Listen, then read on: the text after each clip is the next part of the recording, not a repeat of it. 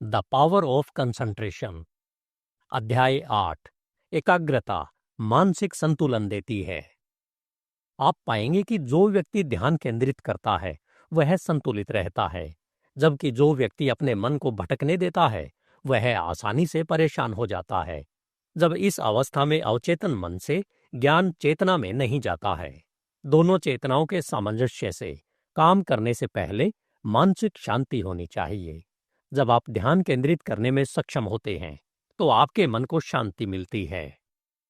अगर आपको अपना संयम खोने की आदत है तो ऐसे साहित्य को पढ़ने की आदत डालें जिसमें शांति देने वाली शक्ति हो।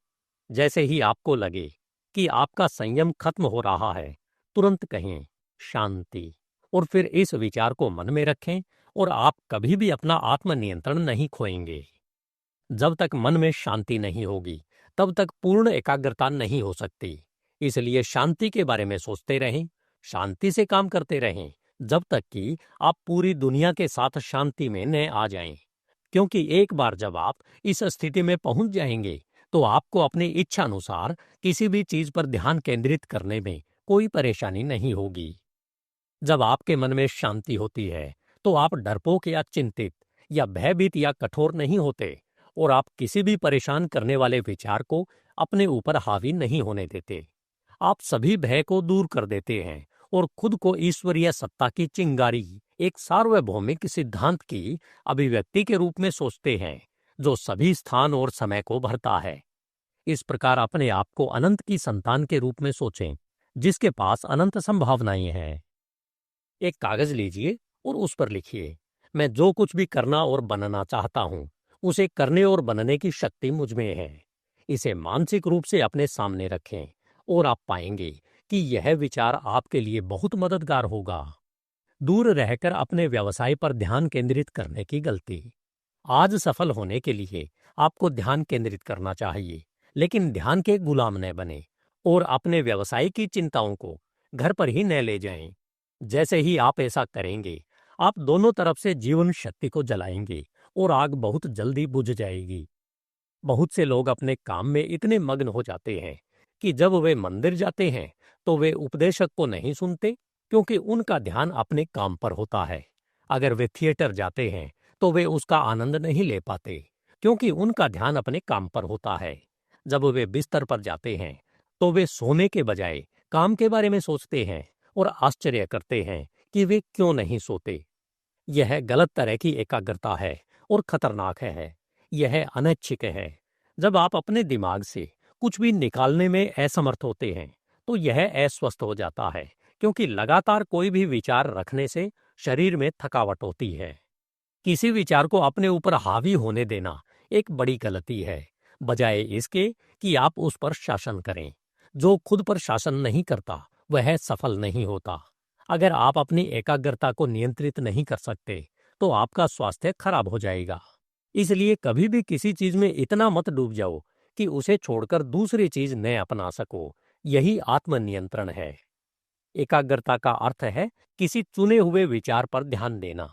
आंखों के सामने से गुजरने वाली हर चीज अवचेतन मन पर प्रभाव डालती है, लेकिन जब तक आप किसी खास चीज पर ध्यान नहीं देते तब तक आप याद नहीं रख पाएंगे कि आपने क्या देखा।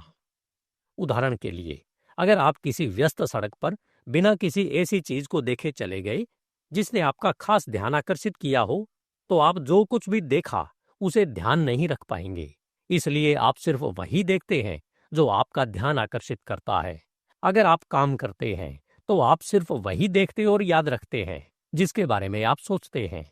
जब आप किसी चीज पर ध्यान केंद्रित करते हैं तो वह आपके पूरे विचार को अवशोषित कर लेती है। स्व अध्ययन मूल्यवान है। हर किसी की कुछ आदतें होती हैं जिन्हें एकाग्रता से दूर किया जा सकता है। उदाहरण के लिए, हम कहेंगे कि आपको शिकायत करने या खुद में या दूसरों में दोष ढूंढने की आदत है, या यह कल्पना करना कि आपके पास दूसरों की क्षमता नहीं है, या यह महसूस करना कि आप किसी और की तरह अच्छे नहीं हैं, या आप खुद पर भरोसा नहीं करते, या इसी तरह के विचार या कमजोरी के विचार मन में रखते हैं। इन्हें अलग रख देना चाहिए और उनकी जगह ताकत के विचारों को रखना चाहिए। बस याद रखें कि जब भी आप खुद को कमजोर समझते हैं तो किसी तरह से आप खुद को कमजोर समझकर खुद को कमजोर बना रहे होते हैं। हमारी मानसिक स्थितियां हमें वह बनाती है जो हम हैं।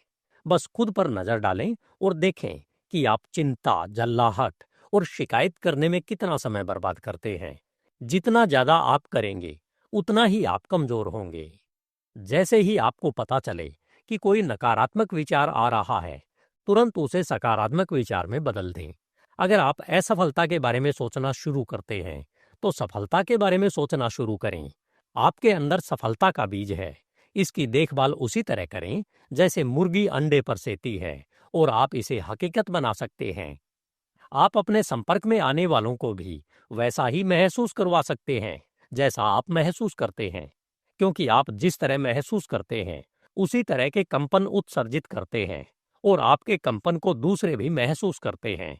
जब आप किसी खास चीज पर ध्यान केंद्रित करते हैं, तो आप अपने कंपन की सभी किरणों को उसी पर केंद्रित कर देते हैं। विचार जीवन के सभी कंपनों की दिशा तय करने वाली शक्ति है। अगर कोई व्यक्ति बहुत से लोगों के साथ एक कमरे में प्रवेश करे और उसे लगे कि वह कोई महत्वहीन व्यक्ति है, तो कोई भी यह नहीं जान पाएगा कि वह वहां है, जब तक कि वे उसे न देखें। और अगर वे उसे देख भी लें, तो भी उन्हें उसे देखा याद नहीं रहेगा, क्योंकि वे उसकी ओर आकर्षित नहीं थे। लेकिन उसे कमरे में प्रवेश करने दें और उसे यह महसूस कराएं कि वह चुंबकीय है और इस विचार पर ध्यान केंद्रित कर रहा है। दूसरे लोग उसके कंपन को महसूस करेंगे। इसलिए याद रखें कि आप जिस तरह महसूस करते हैं, आप दूसरों को भी वैसा ही महसूस करा सकते हैं। यह नियम है। खुद को एक केंद्रित डायनमो बनाएं, जिससे आपके विचार दूसरों तक कंपन करें। तब आप दुनिया में एक शक्ति बन जाते हैं। महसूस करने की कला विकसित करें, क्योंकि जैसा कि मैंने पहले कहा था कि आप दूसरों को केवल वही महसूस करा सकते हैं जो आप महसूस करते हैं।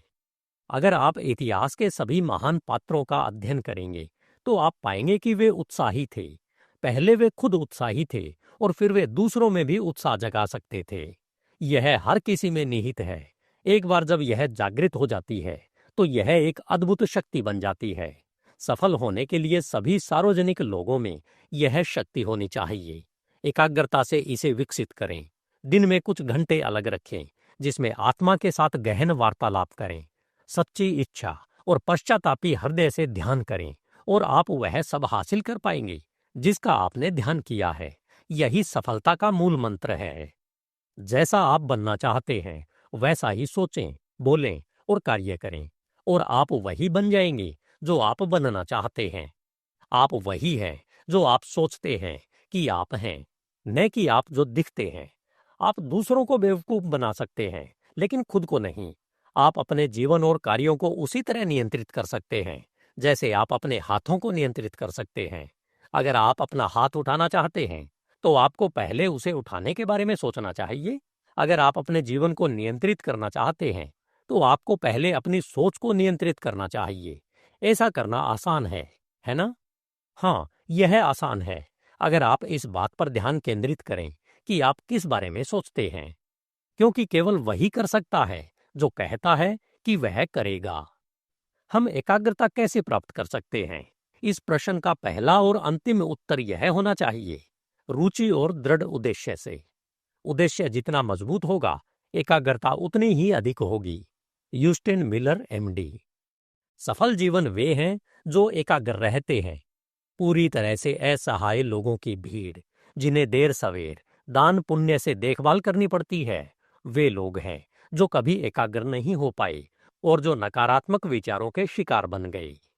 अपने आप को प्रशिक्षित करें ताकि आप अपने विचारों को केंद्रित कर सकें और अपनी मानसिक शक्ति को विकसित कर सकें और अपनी मानसिक ऊर्जा को बढ़ा सकें। या आप एक आलसी, एक भटकने वाले, एक हार मानने वाले या सोने वाले व्यक्ति हो सकते हैं।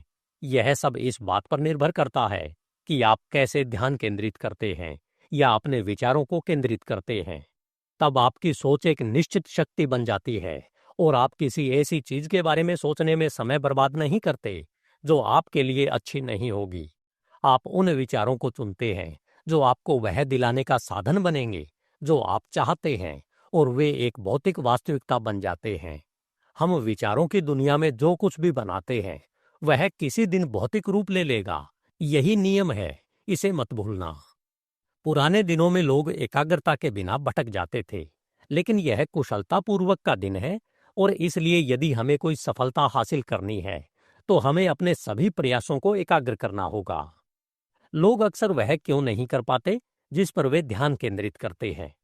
क्योंकि वे निराश होकर बैठ जाते हैं और उम्मीद करते हैं कि वह उनके पास आएगा।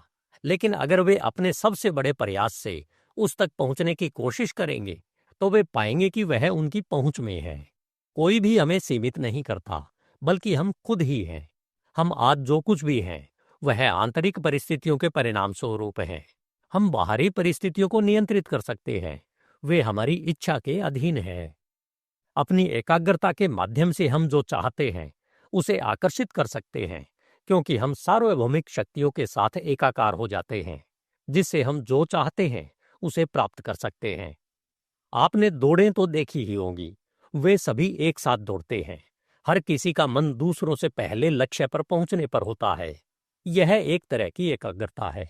एक व्यक्ति किसी खास विषय पर सोचना शुरू करता है, उसके मन में हर तरह के विचार आते हैं, लेकिन एकाग्रता के जरिए वह उन सभी को बाहर निकाल देता है, सिवाय उस एक विचार के जिसे उसने चुना है। एकाग्रता सिर्फ एक खास काम करने की इच्छा और उसे करने का मामला है। अगर आप कुछ भी हासिल करना चाहते हैं तो सबसे पहले खुद को एकाग्र, शांत, ग्रहणशील मन की स्थिति में रखें। अपरिचित काम को निपटाने में धीरे धीरे और जानबूझकर जल्दबाजी करें, और फिर आप उस आंतरिक गतिविधि को सुरक्षित कर लेंगे जो कभी भी संभव नहीं है। जब आप जल्दबाजी में या तनाव में हो, जब आप बहुत सोचते हैं या बहुत जल्दी परिणाम पाने की कोशिश करते हैं, तो आप आमतौर पर विचारों और विचारों के आंतरिक प्रवाह को बंद कर देते हैं। आपने अक्सर किसी चीज के बारे में सोचने की बहुत कोशिश की होगी, लेकिन नहीं कर पाए। लेकिन जैसे ही आपने इसके बारे में सोचना बंद कर दिया, यह आपके पास आ गया। धन्यवाद। HindiAudiobook.com। आपका दिन शुभ हो।